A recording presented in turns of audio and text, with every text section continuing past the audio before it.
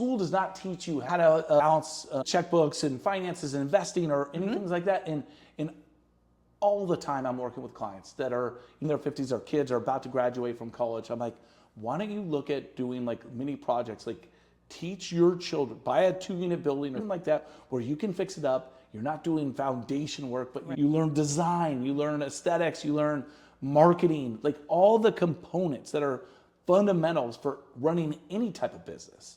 And you can do it fairly safely, right? There's a good chance you can get out whole or make some money. And those are really important lessons that you can teach your children. And you hope that while they're going through the process, maybe there's something that they grab onto and they go, gee, I really like selling real estate, or I really like the design aspect, or I really want to get into the furniture business, or I really like lighting, or whatever it is. And there's so many opportunities, or I love the numbers, and they can be an analyst or whatever. Right.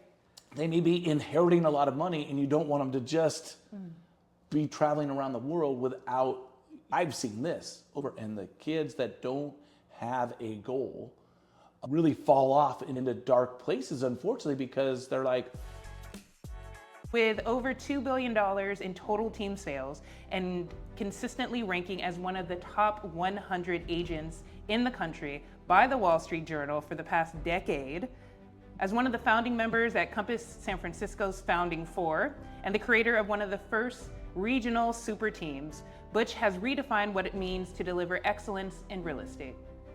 His efforts have earned his team the title of #1 team in California and #3 team in the United States in 2020. And as a co-creator of Dig Deep San Francisco, the largest donor of toys of the Salvation Army in California, he has significantly impacted families across the Bay Area. His charitable efforts, which include over $1 million in donations, extend to supporting organizations like Raphael House and recognizing local heroes. God, that sounds great. I had a great mentor that helped me, and one thing that has inspired me is really giving back. And that's something that I really want to just continue this kind of giving back, because it feels so good. And that's helping in real estate or thinking of new ideas that can really help people. That's the gift after hearing all that stuff. It's like, man, I just love helping people. And I'm really honored to be a part of this, because I hope that we get to share some really good ideas to help people around the country. We've been friends for a while now, and so just seeing how much and how you give back has been very inspiring, and that's why we wanted to have you on the show. So thank you for making the time and space. I know you're very busy. No, thank you. You talked about what your mentor taught you. What are you teaching your kids about the importance of giving back? Well, it's pretty interesting, right? I had a business partner that was really into development and creative ideas, and I think when we... when you say development, you mean self-development, real estate development? Real estate development. Okay. But he was a super evangelist for Tony Robbins, and so all that kind of trickled in. And I think we were just these guys that were like, how do we push the envelope? How do we really make change? It was really funny because I was trying to do my bio early on in my real estate career. I came from a technology background. I worked at Oracle and with a lot of great friends that how you see behind me at Salesforce. It's pretty interesting that we're here. But I was doing my bio and I wrote a maverick in the industry. And I think it was like my first year in the industry. And I'll never forget, some random guy called me and said, "You're not a maverick," or whatever. Oh, wow. And I was pissed. And I was like, I'll show this guy. So I spent the rest of my life trying to prove that I'm going to be a maverick. And I'm always trying to invent stuff just to get that guy, whoever he was. I was going to say, you're still in business. Are you watching this?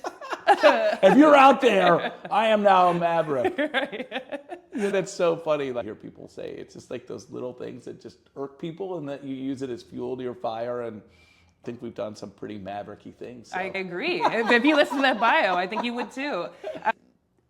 Now that you know all of the things that you know, we talked about being a first-time agent and being new to it, imagine somebody's a first-time luxury buyer and they are new to this whole landscape of real estate. Maybe they don't even know they're a luxury buyer, right?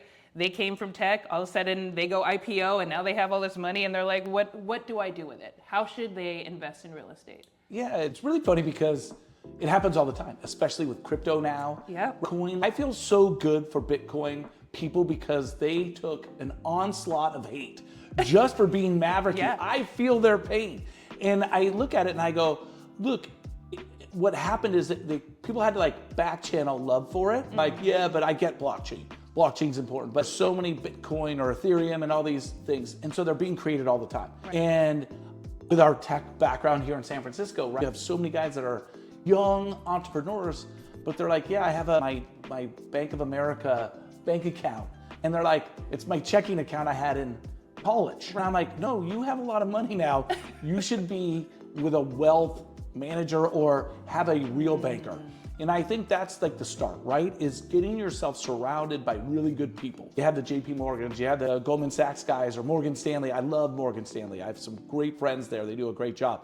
Really elevating if you have a Schwab account that you go to like a real banker. And the reason is because there's a whole different slew of financial things that they can do. What I look at is obviously diversification. And I love the ability because high earners, we live in California, we just get pummeled in tax. We get a high estate tax, we have our federal tax, but we also pay the highest gasoline tax, service tax, restaurants charge a 5% service tax. If you really look at it, we're getting taxed 70, 80% in California. So what can I do in small apartment buildings? Any type of thing where I can shelter some income, because typically our clients in tech, or they work for Amazon or Google or Apple, they're just getting murdered. Because especially if they don't have kids yet or things like that. So having a great when they banker, have tax kids, advisor. their money goes other places, but yeah. Then you get really broke, really fast. But that's what I would say, like that's where it really starts. When having the real estate agent that really has these great relationships with certain bankers because they met them through other clients. Like that's where I get all my connections, is from my ultra high net worth clients that say, oh, let me introduce you to Jim or Bob or Stacy, and then I can share those contacts. But I really think if we look, to answer the question, like where do you look? San Francisco is tough because we have really strong tenant support here and advocacy. And I really like other areas. I like close to colleges. Okay. Because you're more transient, right? They're for 4 years, 3 years. Right. I also think parents come in and buy, so you can get out, you can do quick investments. I love Newport Beach or San Diego. I really like what's going on in Petaluma, Nevada. I love Sacramento. I just think there's so many areas where you just have a little bit more landlord protection, but I really like markets close to colleges. Although I do think college is gonna really dramatically change over the next 10 years. That's where I'm just fascinated what is gonna happen to college. Right? So I'm gonna be able to wear this virtual headset and have a Harvard professor. Like, why not? And why don't Harvard professors syndicate? They make they all have a master class. Right, yeah. they have a master class. And then they can get $20 from 10 million people. That's where I really see change. And I think the future is just so exciting. You do deal with some of the wealthiest clients in San Francisco and other places. What have they taught you about investing in your mental real estate? So the most valuable piece of real estate you own, I believe, is your mind. What have they taught you about that? It's really funny. I had a client, and my parents got divorced when I was 1. And I was never close with my father. Later on in my life, I had to like support him. It was like a weird thing, but I never had my business partner that would really like, hey, financial stuff. So I went to this one guy. He's one of the most successful finance guys on the planet. And he said, would you mentor me? I was talking to my business coach, and I'm like, I'm just gonna ask him. And he goes, no, but I'll help you with books. And it was funny, the first book he gave me was Hillbilly Elegy, written by J.D. Vance. Okay. And I was like, oh, this is the worst book. And it was so hard to get through because it was like Mima, Peepaw. But over and over, and I was like, why am I reading this book? But it was really funny because a couple months later, I meet this guy to sell his beautiful estate in Marin. And he was like, Butch, I was raised in West Virginia. And then I moved to New York when I took over Esquire magazine. I was the CEO of, and here I am, a hillbilly, and I'm like, I know all about you. And we bonded on such a karmic, deep level, and he became a mentor to me. And I was like, and so I called that guy back, and I said, Ian, you're not gonna believe this, but what happened with this book? And I go, I want you.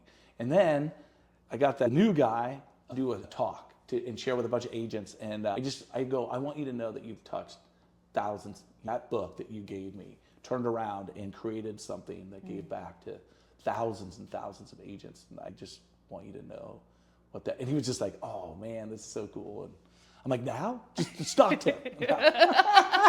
Did you ever get it or No, no. Those guys never do stock tips because they're like, it's just gambling. But if you invest in the fundamentals and foundations, like there's another guy, Todd, that's a just super guy who ran a bunch of large companies. And I was like, Butch, in the markets, I really want you to understand this. He goes, sometimes the markets will get it wrong short term. The markets always get it right long term. And it's so true. Give it enough time, the truth sorts itself out. I saw that with our company, Compass. Early on, it got really beat up. And our CEO was just an inspiration to me all the time. And he just never gave up. He got on CNBC all the time. And again, just communicated what the real story of real estate. Remember, what people see real estate and the Instagram and what really happens. Reality TV. Is so different. And day to day, what people go through and what people's expectations are. Like destroy. Right. Like we had this one deal where we were trying to close on this house, right? And like every bank that was doing the loan would like collapse the next day, and we'd have to get another appraisal, and that bank collapsed, and it was really interesting times. After all of that being said, would you still advise someone to invest in real estate or to diversify with real estate using it? I think there's just so many areas. Well, there's a number of things. Look at all the families out there with young kids. Again, when we talk about the change, and everybody's been talking about this for a long time, right? How do I teach my kids?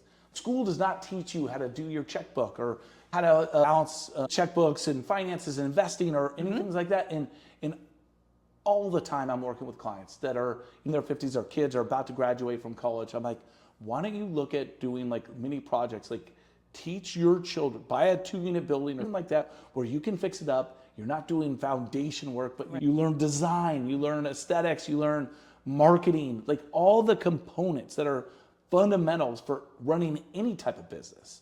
And you can do it fairly safely, right? There's a good chance you can get out whole or make some money. And those are really important lessons that you can teach your children. And you hope that while they're going through the process, maybe there's something that they grab onto and they go, gee, I really like selling real estate, or I really like the design aspect, or I really want to get into the furniture business, or I really like lighting, or whatever it is. And there's so many opportunities, or I love the numbers, and they can be an analyst or whatever. Right.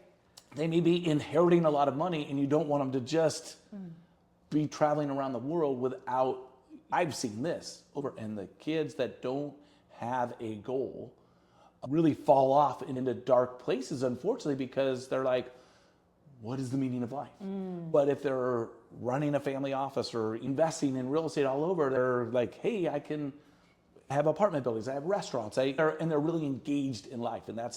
And we've seen this over and over that a lot of it's just timing, but it's a really good thing that you can teach your kids. I love all of this, by the way. This lesson of teaching your kids how to run a business through a duplex or multifamily. That's beautiful, because maybe somebody might say, I want to be a CEO because I like managing people, or I like managing the business of it. So thank you for that tip. Or I need to become a lawyer. These tenants are awful, or whatever. But like, think about it, at the end of the day, the fundamentals of the aspects of real estate really go into every industry. And I want to touch on the point you said about the kids who inherit all the money and all the things, right?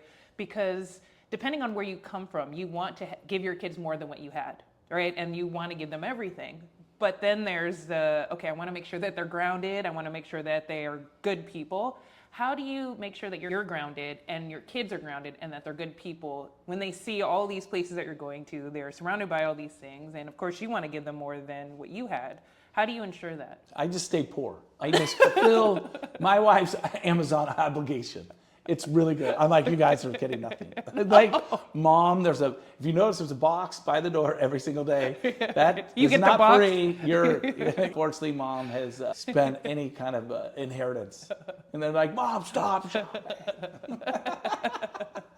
But it's funny because I think about it all the time, right? Because it is true, right? They're in these opulent environments, just helping me turn on lights and coming into open houses. But I love for them to see real estate and be involved in it, because I hope they find certain passions. Like, I don't know where it's going to be. Again, I really want them to understand math was not my strong suit, but I hope that they understand that math is such a fundamental thing, but I really want to teach them to fish and not just, that was like the Salvation Army thing, right? Like, again, the mentor that helped me was like, hey, I did this one time, like, you want to start this thing? And we did it, and my oldest son, who's now 12, That's crazy. That was has fast. never missed it. Since he was a baby, he's been to every shopping thing that we've done, every shopping spree.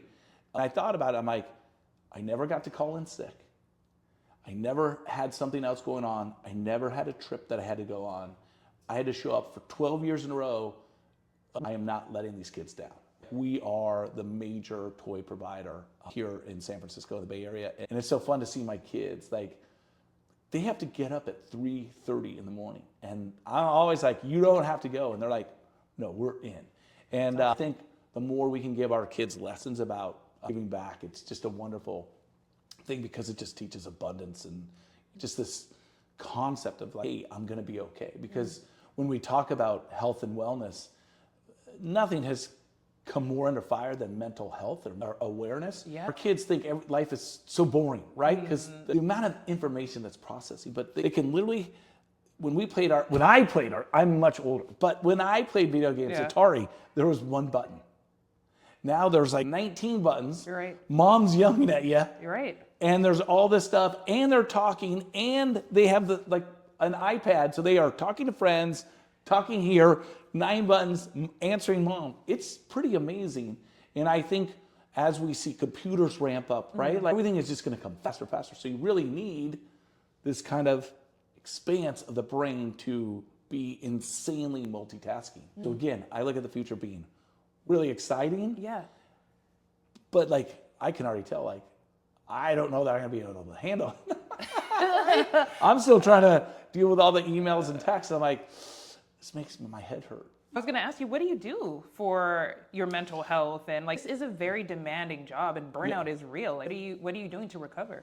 Exercise. Exercise is so important. I used to do it, like, I'm going to do it 3 times a week. It's not enough. It's every single day, 5 to 10 minutes a day, a really intense workout. And then sleep is super important. I go to bed at 8:30, 9 o'clock. It is lights out. Okay. And I wake up early, and I think that I get that hour before the world even starts to consider waking up. So that 4:30 to 5:30 is a really cool. The house is dark. I have one light on, and I can just take my time in inner peace. And this mental gratitude. I wake up in the morning and I do 10 things of gratitude. I just thank 10 things that I was thankful for, and then I give love to 3 people that really need it. And but I just try to think, I'm like, oh, that guy on TV or whatever. And it's really funny how, like, waking up every morning and doing that is, and there's a mantra I do in the morning. I'm like, what amazing thing is going to happen to me today? So I just constantly, I'm like, was that it? Like, for today, being right here with you and doing this and getting to share my story that hopefully helps others. Like, yeah, it already has. I just want to thank you for doing the work on you, right? I'm doing amazing things, but imagine the generations that come behind you that are going to do amazing things because you did the work on yourself. So I strongly believe that if health is wealth, then mental health is generational wealth, right? And it's the knowledge we're passing down to our kids. And so I'm so thankful that you continue to do that, not only for your own kids, but for other people's kids. So thank you for that. I think there was just a really amazing generation of strong women that were really the start of divorce. Really, that was like, there was a whole generation where a lot of divorce happened. And I think required double careers. I think there was just a lot going on in the 70s, like a lot of, everyone was kind of poured together, right? Like, it was a kind of weird time, like the gas lines and you had to put duct tape over because you could only, if you had an odd number, you could get gas on Tuesdays and Thursdays. Like, it was just a wild time, but I was raised by a single mother that was super just determined, and I think there was just a really amazing thing, and real estate is full. This is why I want to protect real estate so much too. Like, it's one industry that can really help single moms that are, they gotta be flexible, they have to have flexible time, and to have these like lawsuits and things like that saying like real estate people, like, they don't earn it. Like, no one knows. Like, I love when people from other industries get in our industry, and I'm like, you didn't know, did you? You thought it was gonna be easy. You thought it was just gonna be opening doors and going, ta-da. People forget, like, we work every single day. And what I've done too, a great follow-up for that is, what do? I strictly take Saturdays off. I tell my clients, I will never forget, I have a fun story. Yeah. My coach at the time, he's like, you need to take a day, you're gonna burn out. And I go, my clients, like, they're not the kind of people I can say no. He goes, you have to do it. And I'm like, I don't know. I was so nervous. And I was like, he's like, go ahead.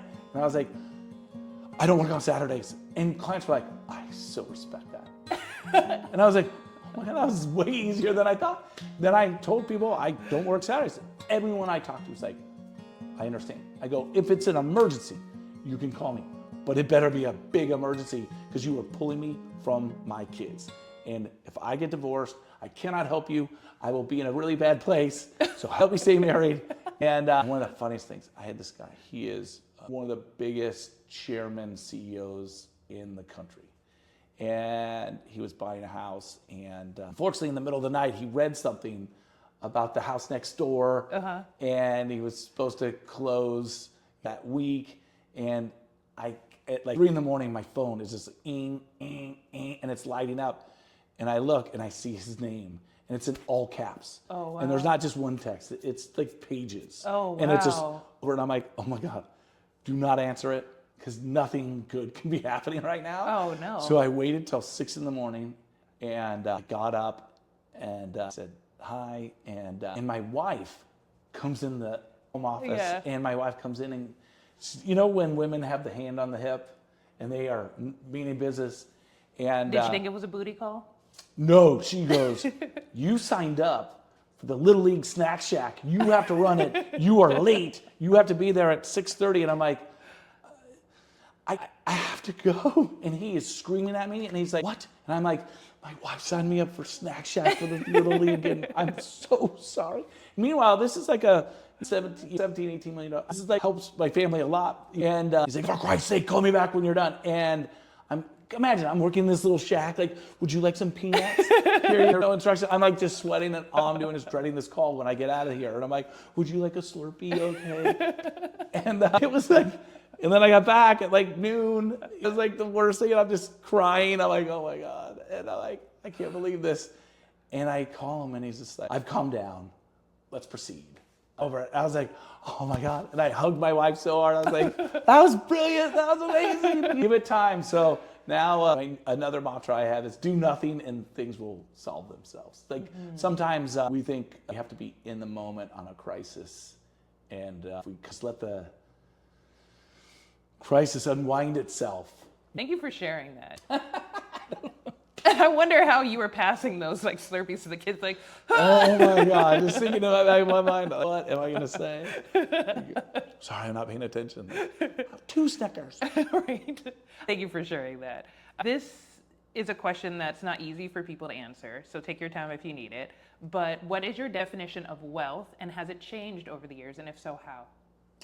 Oh, absolutely. Great question. I love this. This is great. I think when I was younger and super ambitious and thought it was easy, my dream was to ring the bell at the stock exchange and run a big company. And it's funny, as you run a small business in real estate, you have a team of 10 people, but really I have probably about 100 to 150 vendors too that live and breathe off of the business that we give them. I consider them employees indirectly. If I were to not be in business, it would really hurt them financially. And I feel that responsibility. Like, I can't quit.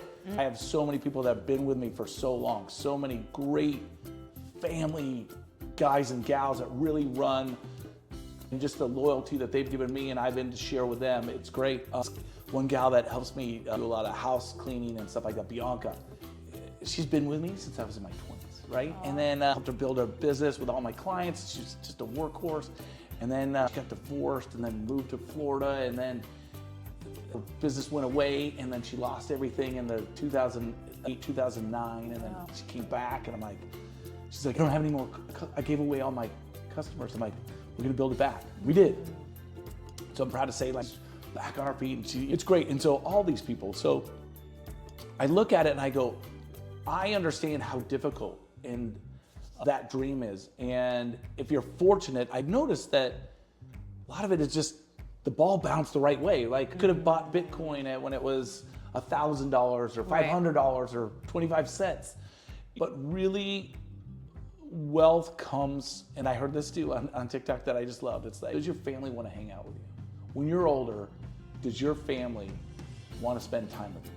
And that is and I'm constantly re-evaluating what wealth means. I'm so glad you asked that question because it's so true. We get so hung up in this society, especially in Instagram, and these gals like Kim Kardashian walking around and like my jet, and these are my purses. Everyone wants a Birkin bag and all this stuff, and then we don't honor some of those people that are just good family people. Like at the end of the day, like that's what we got, right? Is being kind of brothers and sisters to one another and really helping each other out, and that you can help a lot of people. That is a wealth that can never be taken away. I love the fact that somebody could try and rob my house, and there's nothing in there that they could take that's more valuable than what I have with my family. Right? You can have a TV, I get Target, $400. Like, Christmas is different at my house.